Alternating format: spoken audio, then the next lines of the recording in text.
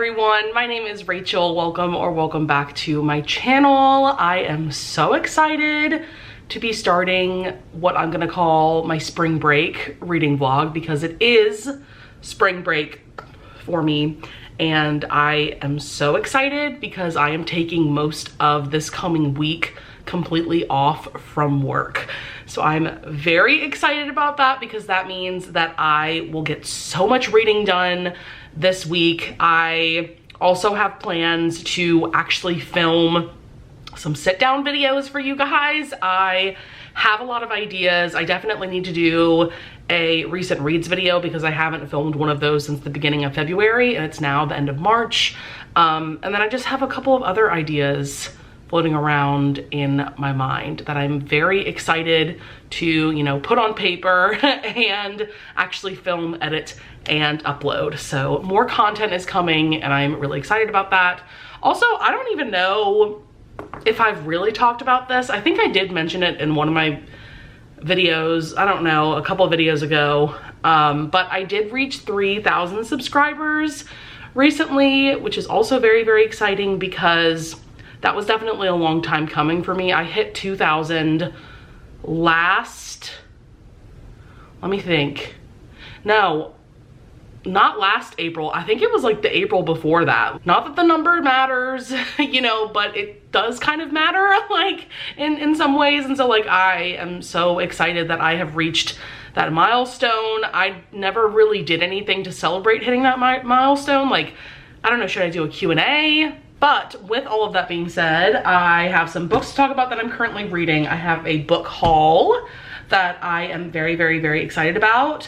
Also, I got this wonderful little note and present from Diana and the Book Hunt here on YouTube that I just like need to give her a shout out because first of all, this is the sweetest note ever. I think it's okay if I read it to you guys. And then she also gave me a little present that I will get into a minute, but she said, "Dearest Rachel, today I'd like to celebrate you. Marilyn Monroe said, one of the best things that ever happened to me is that I'm a woman. That is the way all females should feel. You are gorgeous, talented, funny, and an example for me and many others. Thank you for being you." Like, oh my God, Diana, like, you have no idea how much I needed this, like, a boost of serotonin in my life. Then she also sent me what is known as a martinitsi. I hope that I'm pronouncing that right. She's from Bulgaria, and this is a Bulgarian tradition. And so she sent me another note that says, in Bulgaria, where I'm from, we call March Women's Month, and International Women's Day is in March, and I can't remember the specific day. But on the 1st of March, we celebrate the upcoming springtime by exchanging martinitsi. They are either bracelets or brooches made from red and white yarn. They represent health and longevity. We wear them until we see the first sign of spring. I've sent you a martinitsa and hope it brings you health and joy. 8th of March is International Women's Day. Oh my God, that is so sweet. I need to take this out of its package and start wearing it. Like, this is so adorable, so thoughtful, Diana. Like, you have no idea how much this meant to me. Like, you are the sweetest. By the way, if you are not subscribed to her, you are seriously missing out. I personally love Diana and her content. Diana, as you can tell, like, she is the sweetest person ever, and I think that our reading tastes align a lot. I actually am in the middle of watching her video about 15 books that define her reading taste, and a lot of the books on that list are books that I also really love. Let's get into books that I am currently reading. So as you saw in those B-roll clips, I am very much still in my Harry Potter era, as I was in my last reading vlog. Ever since reading Tom Felton's memoir, like, I am fully in this Harry Potter era, and sorry not sorry. Like, I'm just having a good time. You know, as you could tell, I finished rewatching the movies last night. I stayed up till 6 a.m.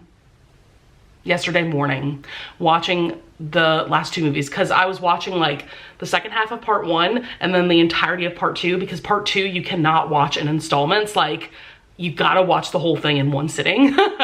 And so yeah, my sleep schedule is just crazy now that I am off work for the week. But because I'm in my Harry Potter era, I have also started rereading the Harry Potter books. This is now going to be my 3rd time reading these books. I know I haven't really read these books that much in my life. The first time that I read the books was like years and years and years ago.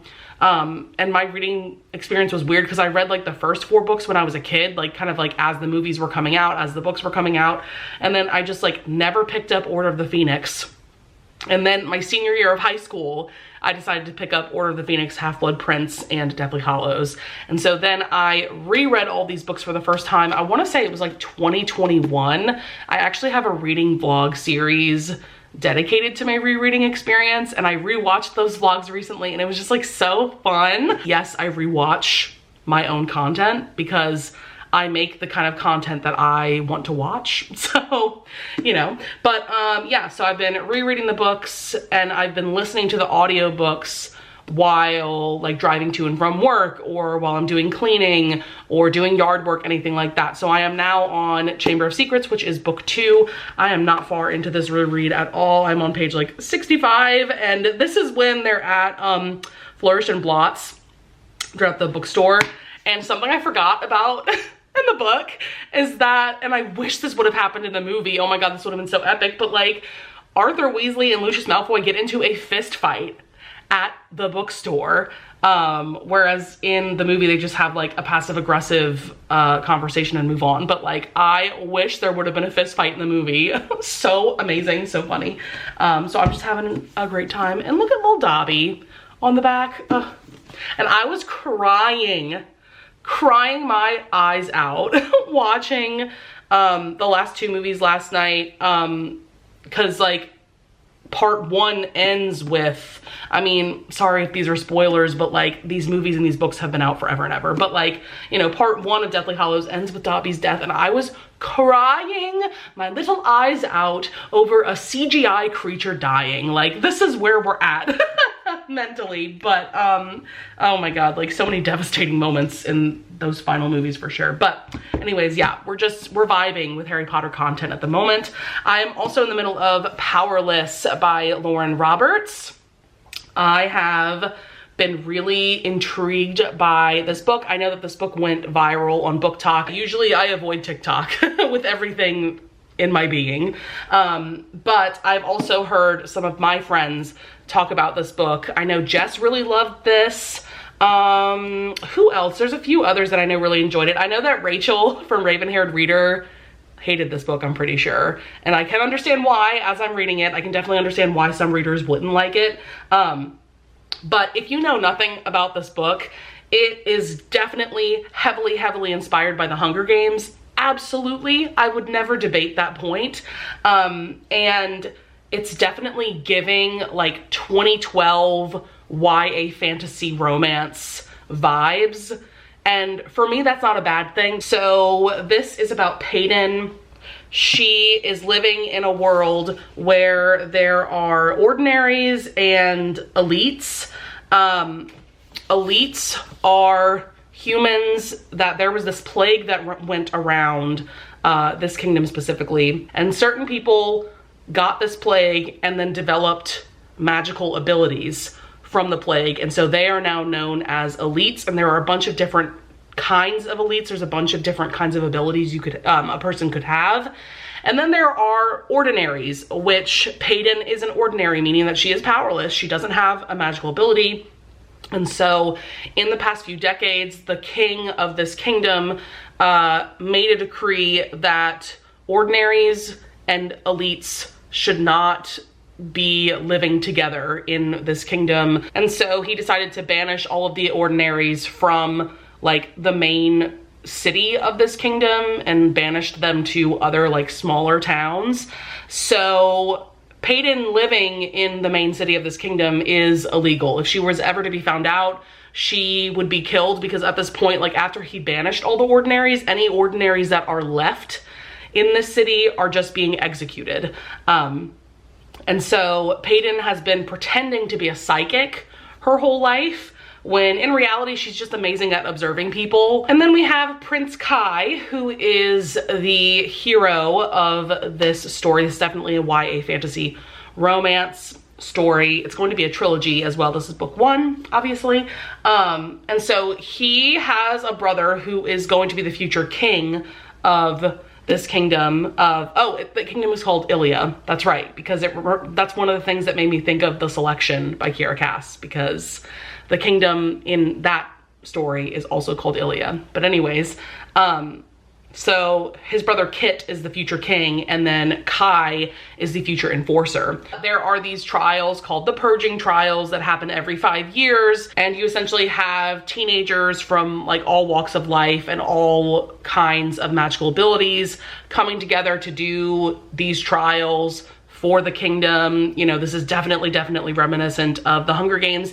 Now, it hasn't been explicitly stated that there's only going to be one survivor and one winner. Like, I'm not sure if like everyone else has to die for there to be a winner yet, but we will have to see. And so basically Peyton does something heroic. She ends up in the trials, and Prince Kai is in the trials to prove himself as the future enforcer. Also, I will say, I remember Rachel from Raven-Haired Reader bringing this up, and I do agree that the dialogue between Kai and Peyton is definitely a bit cliched. Like, that specifically, their dialogue, their flirting is giving me like the 2012 YA fantasy vibes. I could definitely see some readers viewing this dialogue as cringy, but for me, I'm into it. I'm entertained. I'm having a good time. I'm having a good time with this story overall. I find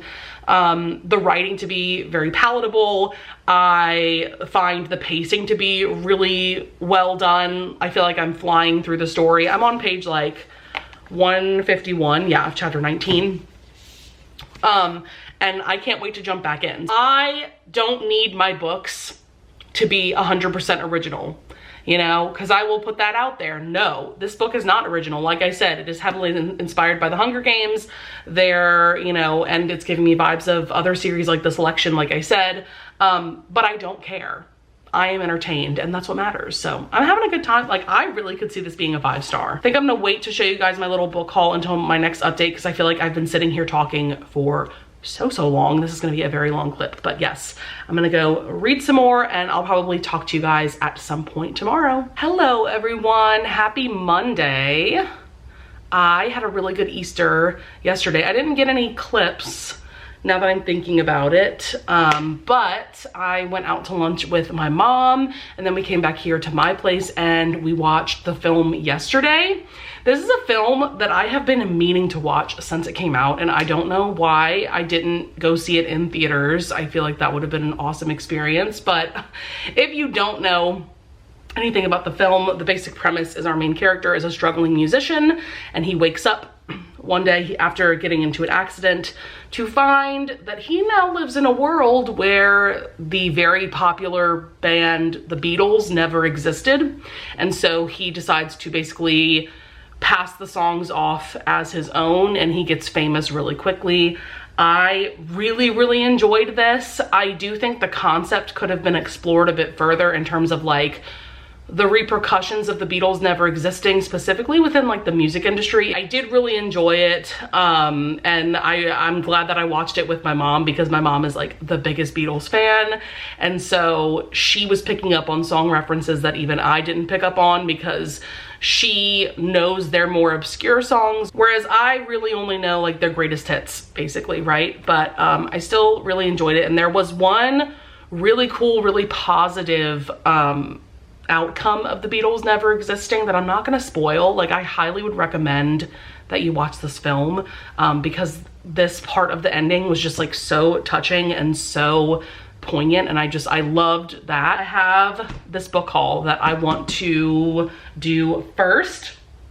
So most of this book haul is me being influenced by my girl Rachel, who I have already mentioned several times in this vlog. I am essentially her biggest fan, but she very recently read When the Moon Hatched by Sarah A. Parker. Look at this cover, and this is a chunky book. It's like 700 pages, but She recently read this and has fallen head over heels in love with it. She has said that it's already one of her favorite books of all time. Like, she adores this, and this is only book 1 in the Moonfall series, and at this moment we don't know when the second book is coming out because this just came out in January. As a valued elding blade of the rebellion group, I can't pronounce that, Rave's job is to kill, to complete orders and never get caught. When a renowned bounty hunter is employed by the crown to capture a member of the AF, Rave's world is turned upside down, blood spills, hearts break, and Rave finds herself at the mercy of the Guild of Nobles, a group of dual-beaded elementals who intend to turn her into a political statement. Only death will set her free. It also says the creators did not expect their beloved dragons to sail skyward upon their end, to curl into balls just beyond gravity's grip, littering the sky with tombstones, with moons. They certainly did not expect them to fall. I mean, there's more on the back, but I don't want to like spoil anything for myself or for you guys, but I've heard that this is definitely a more character-driven fantasy book, and as we will get into in a little bit, I personally love character-driven stories, and you guys know that I am still very much in my fantasy era, so I'm very excited to read this at some point. I don't think I'm gonna pick this up anytime soon. I think I'm gonna pick up some of these other books sooner, just because like there's no audiobook out, and I know, you know, like I said, this is a 700-page book. And if an audiobook is going to come out at some point, I'd rather wait for that. Then I bought the first 3 books that are currently out of the Kindred's Curse saga by Penn Cole. This is another series that I have been influenced to read and to buy because of Rachel. She has just been raving and raving about this series recently, so I'll show you the 3 different books. We have book 1, Spark of the Everflame. Beautiful, beautiful covers. We have book 2, Glow of the Everflame. This might be my favorite cover, but I also adore book 3. So beautiful. And then book 3, speaking of, is Heat of the Everflame. Just wow. Stunning, stunning covers. So this is another series that I've heard several people talk about at this point, and I don't really know what this is about, other than I'm pretty sure DM, the main heroine, is a healer. Let's see. When old secrets catch fire, everything will burn. In a mortal world colonized by the gods and ruled over by the descended, their cruel magic-wielding offspring, DM Bellator yearns to escape the insular life of her poor village. Her mother's sudden disappearance and the discovery of a dangerous secret about her past offer DM an unexpected opportunity to enter the dark world of descended royalty and unlock the web of mysteries her mother left behind. With the dying king's handsome, mysterious heir watching her every move and a ruthless rebel alliance recruiting her to join the growing civil war, DM will have to navigate the unwritten rules of love, power, and politics in order to save her family and all of mortal kind. So that sounds amazing. I have heard nothing but incredible things about this series, especially about like books 2 and 3 in particular. I just realized that this part of the cover is a forest, and I've been thinking that it's like a butterfly's wing. So there's that, but very, very excited for sure. Then I also got my pre-order of The Prisoner's Throne by Miss Holly Black, the second and final book in the Stolen Heir duet or duology. This is the Barnes & Noble exclusive edition, which is why it has a black cover. And then, ooh, I love the naked hardbacks for this series. So pretty. I definitely want to reread The Stolen Heir because I know like a lot happened in that book. I have like a vague idea of what happened, but I read that over a year ago, so yeah, definitely forgot some things. But this recently came out March 5th. Very excited to get to that at some point. I am currently waiting on my hold of the audiobook to come in from my library. Also, a couple other things. I got a copy of Hold by Claire Kent. Truly one of my favorite romance authors, by the way. I adore Claire Kent, but I got this copy off of my Amazon wish list from Khadijah from Khadijah Reads Romance. Thank you so much for sending me this copy. She sent like the sweetest little note as well. Okay, I finished Powerless by Lauren Roberts late last night. I ended up giving this 4.5 stars. I really, really, really enjoyed this book. Like I said in my last update, I definitely can see why some people would honestly kind of hate this book, because the Hunger Games inspiration, it's a bit heavy-handed for sure. I would recommend this book and this series if you loved the romantic aspects of the Hunger Games series, but you wanted more romance. Like, that's what this book will give you. This book is definitely also very focused on the fantastical elements and like the non-romance plot. There's this resistance that is trying to basically overthrow the monarchy. So there's other things going on, but like this romance specifically between Kai and Peyton was just addictive to read about. I really enjoyed it. And like I said, there is a love triangle element because Kit, who is Kai's brother and the heir to the throne of Ilya, he is also falling for Peyton. The ending of this was incredible. I love how this is leading into the second book of the trilogy. I love that Kai and Kit are like entering their villain eras by the end of this. And I just can't wait to see how Peyton gets stuck in the middle between these two brothers in the next installment. Like, I am so here for that. The only reason why I didn't give this a full 5 stars is because there was a small-ish section of this book from like the 70 to like the 80% mark where I wasn't quite engaged. I think part of that was the romance between Kai and Peyton wasn't quite as entertaining. They weren't like flirting as much. It was definitely getting a bit more serious between the two of them, but also, you know, I mentioned this resistance that's happening, and basically, I don't think this is a spoiler to say, but basically Peyton gets involved in this resistance.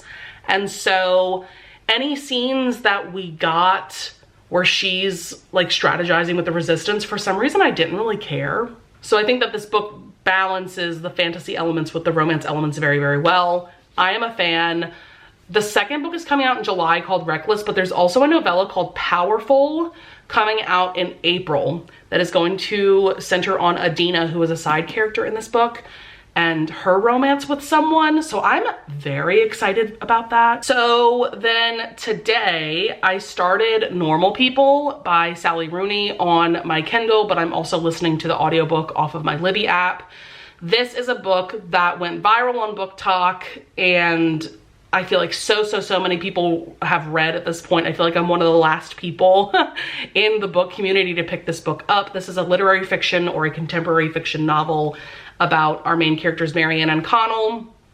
And we follow their lives and their relationship with each other in like, I would say, I think it's like 5 years of their lives. This starts in 2011 when they're getting ready to graduate from high school. And then the part where I'm at, they are currently in their freshman year of college. And I was influenced to pick this up by, once again, my girl Rachel.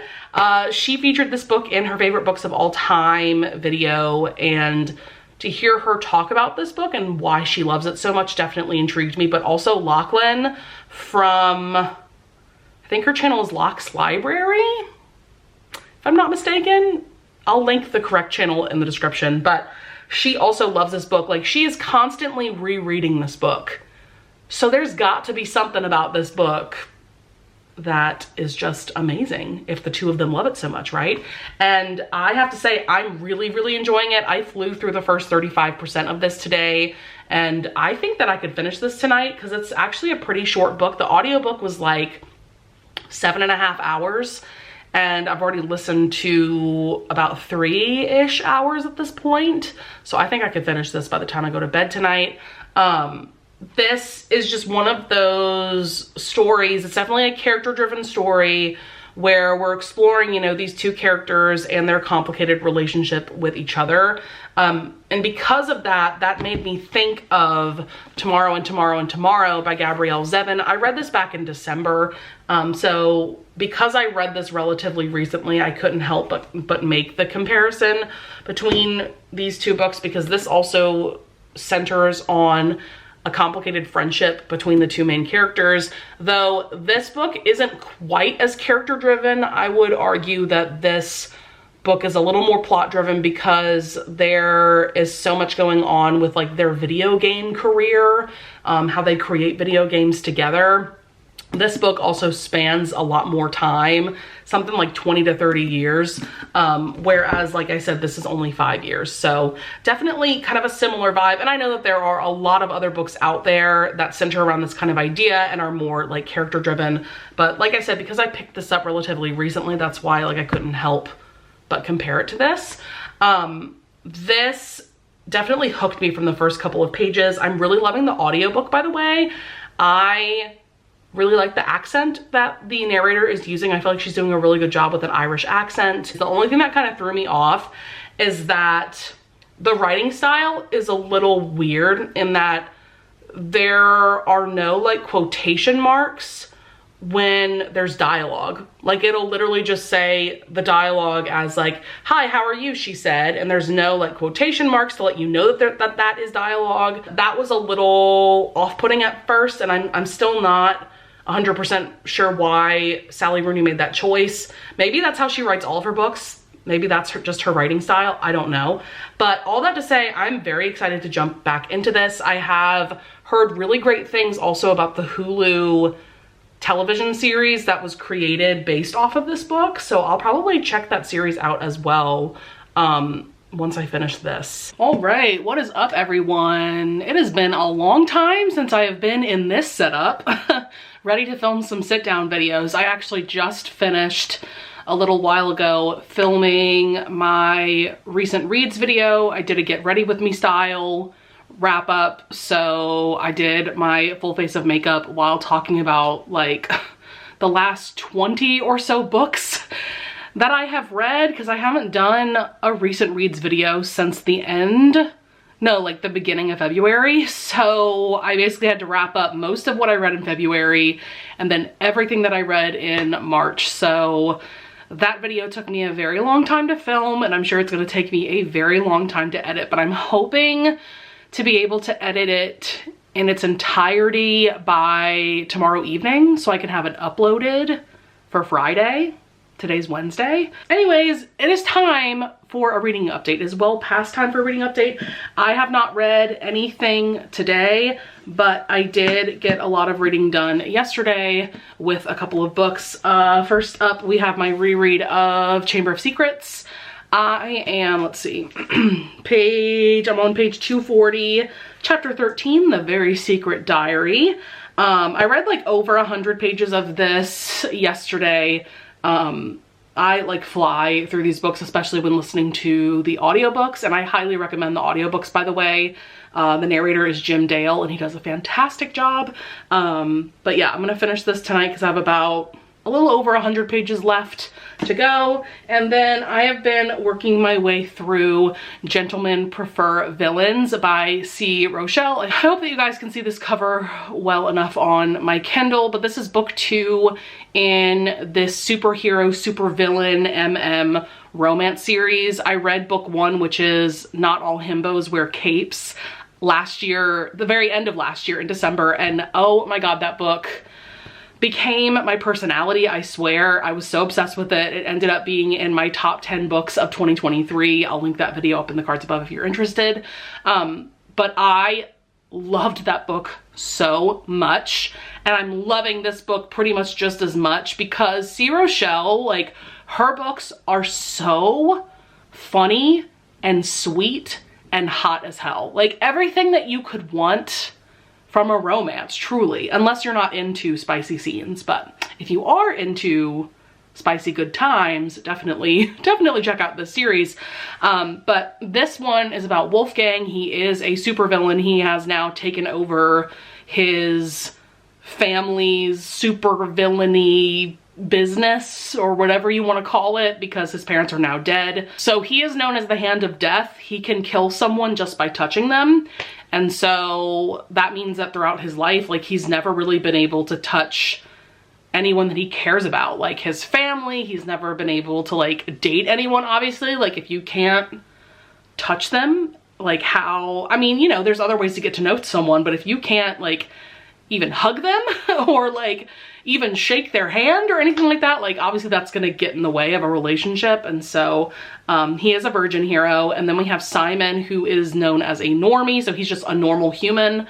And he ends up becoming Wolfgang's assistant. And Simon is just like so chaotic, so flamboyant. I love him so much. I love the way that he teases Wolfgang, because Wolfgang is definitely like grumpy, kind of broody, but Simon brings out a more fun and mischievous side to him. And I love that both of these characters are kind of psychotic in different ways, and like they are perfect for each other, and it's absolutely everything. I am, let's see, yeah, I'm like 58% of the way through this. I'm definitely gonna finish this tonight. I am listening to the audiobook. The audiobook is definitely the way to go with this series. The audiobook for book 3 is coming out like next week, and I cannot wait to get my hands on that audiobook. This is just so, so good. Obviously so much angst because Wolfgang, you know, truly believes that he can't touch Simon or he will die, right? So he's like keeping his distance from Simon, but he also can't deny that like they are insanely attracted to each other. And it's just, it's so fun. Like I have been underlining so many quotes in this because C. Rochelle's sense of humor is just like everything to me. So fun. And I just love superhero stories. I truly, truly do. So this is just like giving me everything I could want from that type of romance. And as you can see, I'm smiling so much right now talking about this book. So yeah, once I'm done filming for the night, I will jump back into those 2 books. I definitely think I'll finish them by the time I go to bed tonight. And then, yeah, I have one more full day off of work, and then Friday I go back to work after my spring break. But yeah, with all that being said, I'm gonna go film another video, and I will talk to you guys later.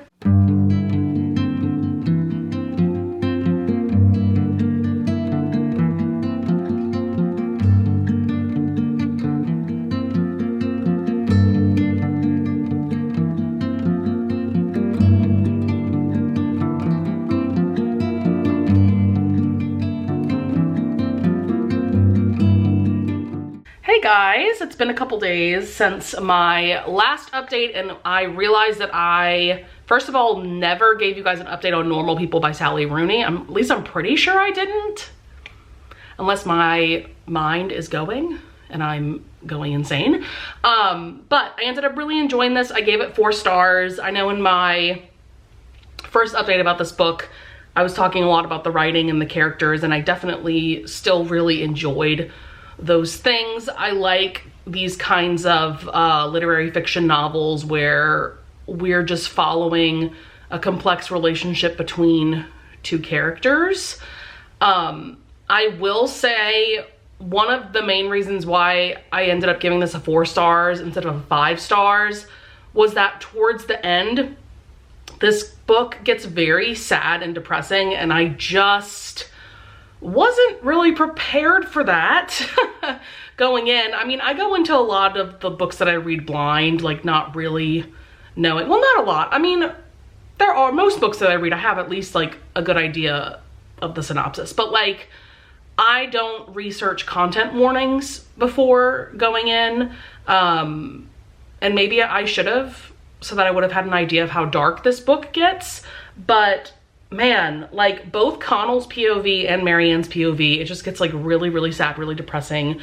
Connell starts dealing with mental health issues, content warning for suicide because a friend of his ends up committing suicide. And so like a big part of his POV towards the end is him coping with that and then him going to therapy. So like his POV is dark, and then Marianne's POV gets very dark and depressing because Marianne is someone who just lets her get used by people.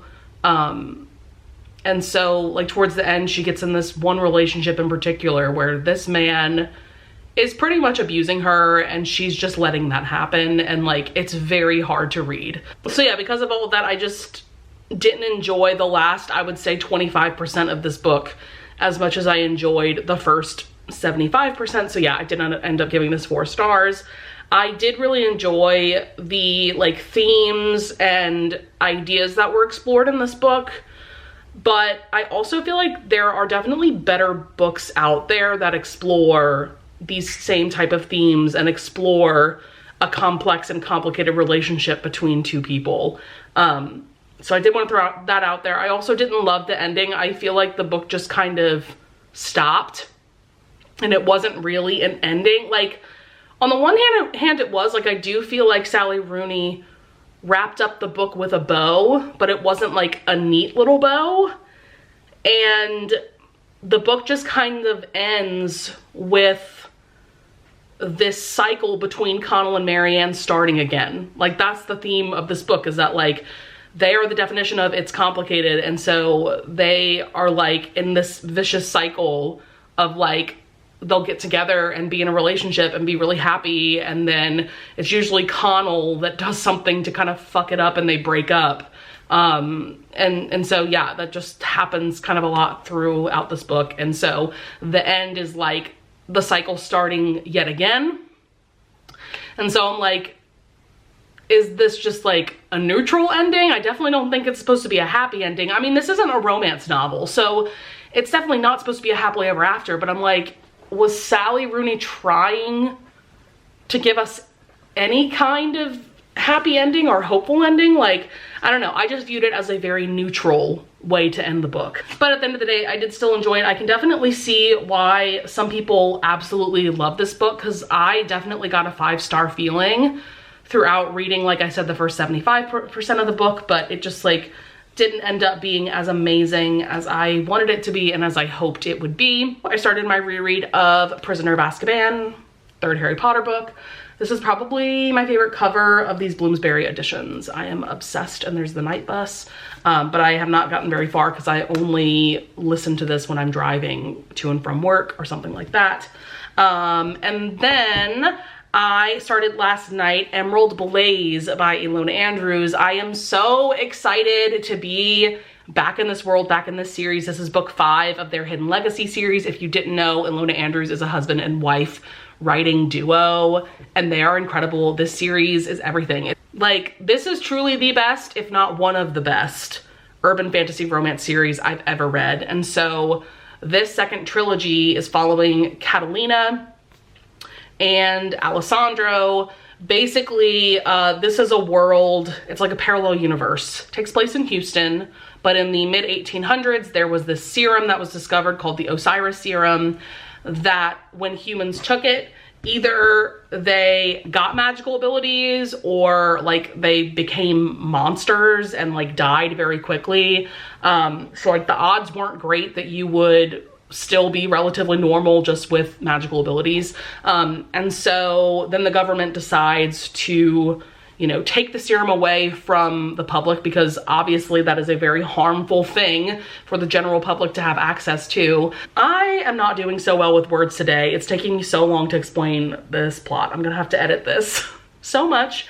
But basically in the following generations, they find that these magical abilities are genetic. And so we're now in present day Houston, Texas, and there are houses of families that have specific magical abilities.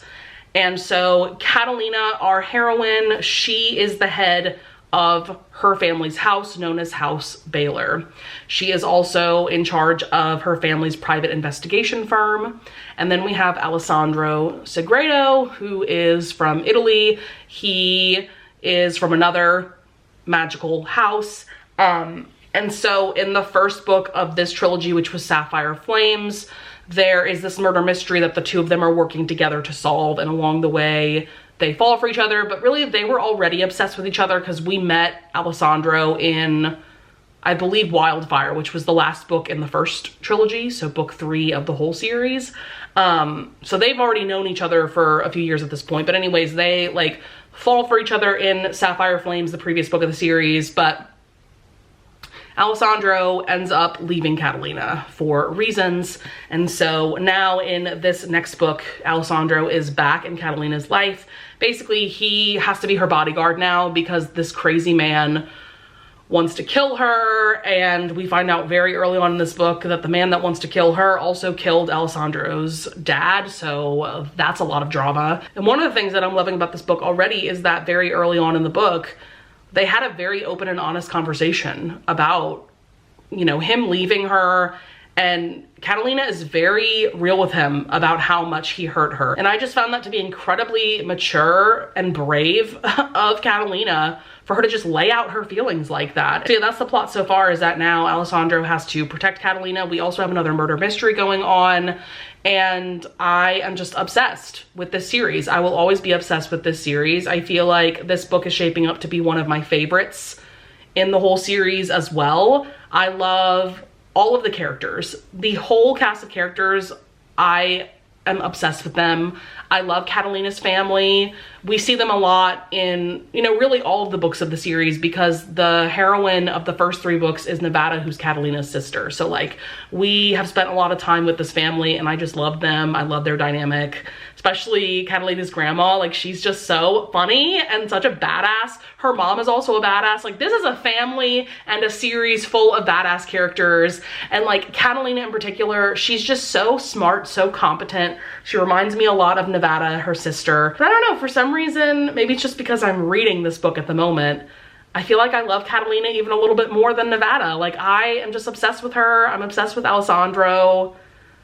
Obsessed with them together. I can't wait to see like where this plot goes, and I cannot wait to see them get back together. And he's gonna have to grovel a lot for what he did in the past, and I know that Catalina's family is gonna give him a really hard time about that. So I'm just excited to get back into this. I'm about like 25% of the way through so far.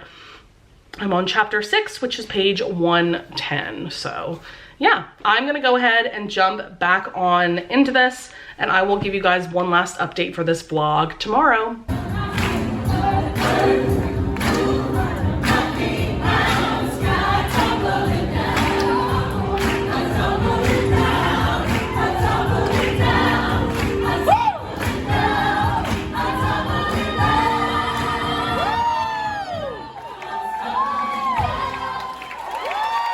So I just finished Emerald Blaze by Ilona Andrews, and I am speechless. Oh my God. I don't even know where to start with my review, but first I'll give a little like life update because of the clips that I included in this vlog. So today is Sunday, which is the last day of my spring break off from work.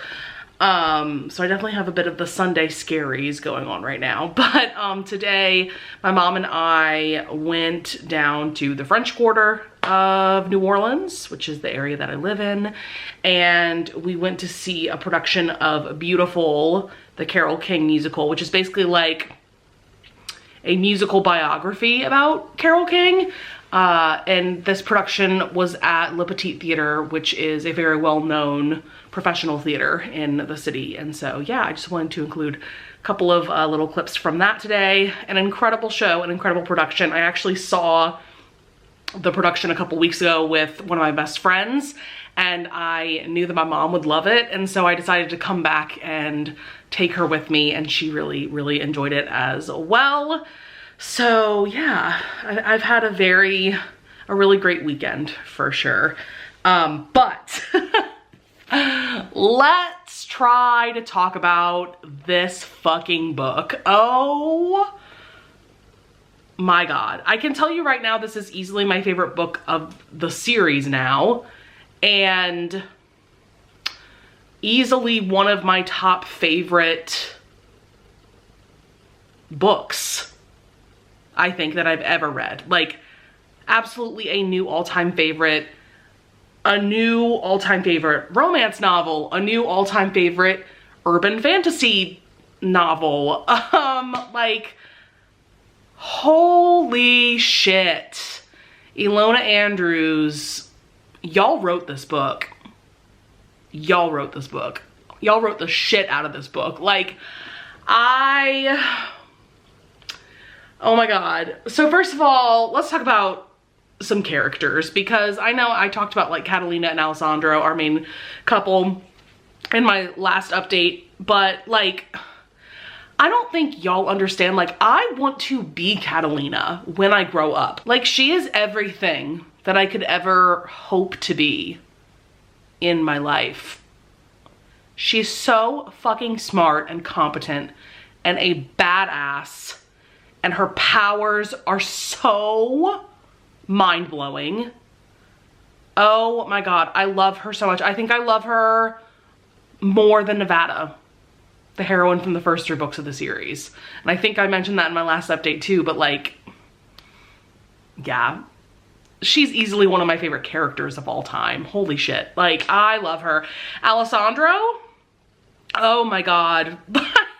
I love him so much too. Like, talk about a fucking badass power couple.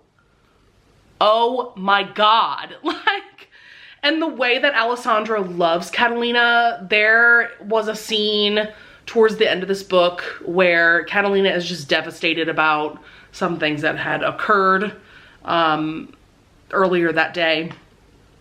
And so she texts him and just asks, "Where are you?" And he says, "Where do you need me to be?" And she tells him where she is.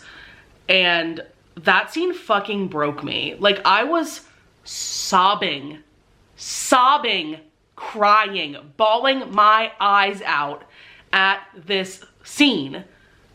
From the moment he said, "Where do you need me to be?"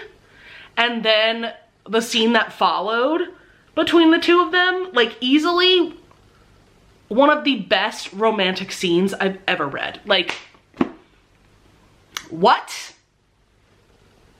Like, holy shit. Like, I'm tearing up now. I'm tearing up thinking about it. Like, wow. So yeah, I am blown away by their romance. Holy shit, the plot of this book is like mind-bending. Like, this broke my brain a bit reading it. Oh my God, especially like the last, I don't know, I'd say like 50 pages or so, where there's this big battle scene between like Catalina, Alessandro, and this like crazy sentient, almost like alien being. And like, I don't want to spoil anything, so I won't go into anything more than that. Like, just read the series. Read the series. Like, if I haven't convinced you yet to pick this series up, I don't think anything I say will convince you. But like, oh my God, oh my God, oh my God, oh my God. One last thing I have to say is that it's a shame that this series isn't more popular. Like, because it truly is one of the best series I've ever read, regardless of genre. Like, it's just one of the best series ever. I absolutely need to read their other series, like their Kate Daniels series. There's the, oh, what's that other series called? I might put the title of it here, but I know Graphic Audio has made audiobooks for that series. I just need to read everything. That's just the conclusion that I have come to. Like, wow. And I'm so excited to read the 3rd and final book of this trilogy very soon. I'll probably pick it up next month. I think I need time to process this book for sure before I jump into that next book, which is called Ruby Fever. And I just cannot wait to see how Alessandro and Catalina's story wraps up. Because that epilogue was crazy. So yeah, that is going to be it for this cozy, fun spring break vlog. I hope that you guys enjoyed this video. I really have been enjoying making reading vlogs for you guys. This is the kind of content that I love watching at the moment, so it's the kind of content that I love making at the moment as well. If you got this far in the video, please leave like the sparkle emoji, if you know what I'm talking about. I don't know how I'm gonna move on from this. Oh my God, this is gonna put me in like the worst book hangover ever. But with all that being said, I would love it if you would leave a comment down below if you want to discuss any of the books that I brought up in this video. If you want to give book recommendations to either myself or other people watching this video, that would be amazing. I would also love it if you would leave a like and subscribe, and I thank you so much in advance if you do. And with all that being said, I will see you guys in the next video. Bye!